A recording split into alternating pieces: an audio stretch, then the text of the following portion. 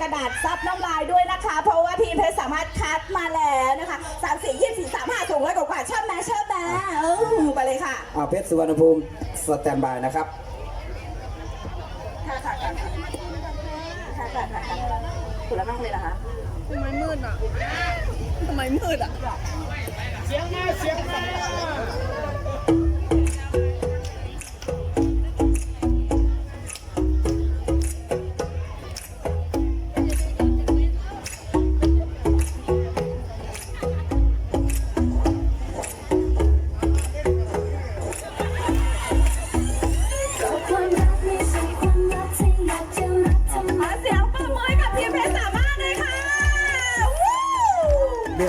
เลือดกำเดาต้องมาจากเกาหลี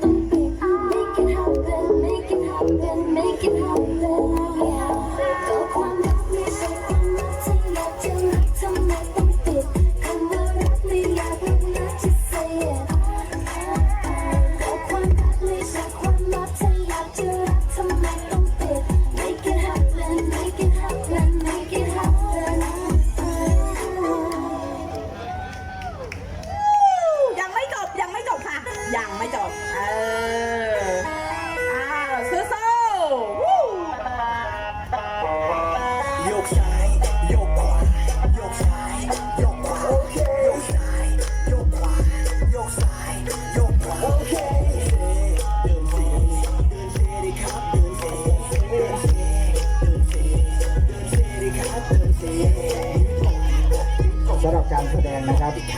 จากสมาชิกหมอเสงทั้งนั้นนะครับไม่ว่าจะเป็นผู้บริหารระดับโกนะครับเงินแสนเงินล้านกันนะครับ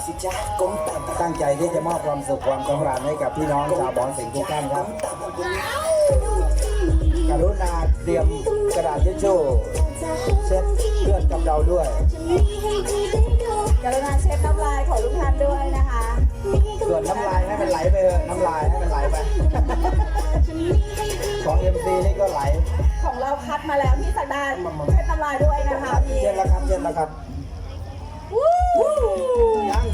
ไม่จบอีกเอาหางเครื่องมาหน้าเวทีมาเต้นได้นะคะ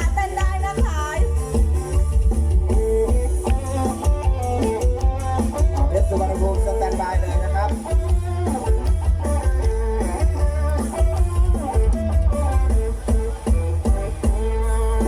ได้ยินเสียงดังตุ้มแอวกระดึงอยากบรรเลงอาการเป็นจังอยากเด้งเสียงแอวเพ่ง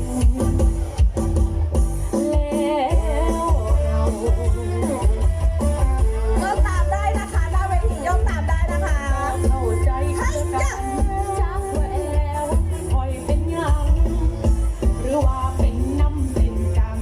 ย้อนคอยตามแต่ปีก่อนแอวลันปัดลันปัดลันปัดแอวลันปัดลันปัดลันปัดเสียงแอวมันลันเสียงดังดับปัดหน้าเวทีได้นะคะแอวลันปัดลันปัดเสียงแอวมันลันเสียงดังดับปัดก็อยากไปหาหมอมีบ่หนออยากแก้สิ่งเก่า ความสุดยอดความอลังการจากสมาชิกหมอเสงนะครับมอบให้กับทุกท่านส่งความสุข ความสำราญให้กับพี่น้องนะครับ จบแล้วนะคะช็อตสุดท้ายนะคะวู้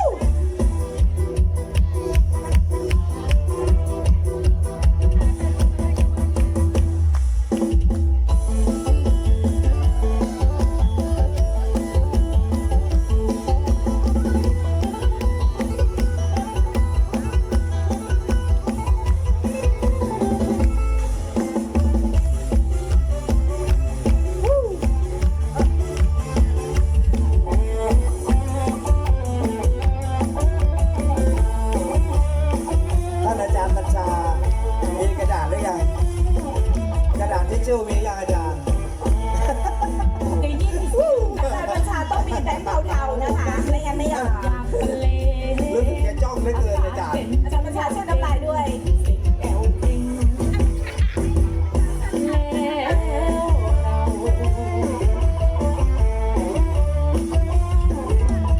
บอกเข้าใจคือกันว่าแอวคอยเป็นหยัง เฮ้ยจ้ะเอ้า หรือว่าเป็นน้ำเส้นกัน พ่อ ไปตามแค่ปีโม พ่อเฮ้ยเอ้า แอวลันปัดลัน ปัดเอ้าเฮ้ย แอวลันปัดลันปัดลันเสียงแอวมันลันเสียงดังดังปัดปัดปัดปัดปัด โดยการนำทีมของเพชรสามารถนะครับ ลันปัดลันปัดแอวลันปัดลันปัดลันปัดเสียงแอวมันลันเสียงดังดังปัดปัดปัดปัดปัดก็อยากสิไปหาหมอมีบ่หนอยาแก้เส้นเก่าเพื่อการจะเล่าเพื่อมันเศร้า พร้อมนะคะ พร้อมนะคะ เสียงได้ยินเสียงเพลงจังหวะดนใจ พี่สักดิ์ใช้น้ำลายด้วยค่ะ เฮ้ย เฮ้ยเฮ้ย เสื้อเปียกละน้ำลายยืด เฮ้ยเฮ้ยเฮ้ยวู้ ยังมีไว้เสียง อยากบอกเบอร์เด็ดการแสดง อ่า จบแล้วใช่ไหมคะ จบแล้วครับ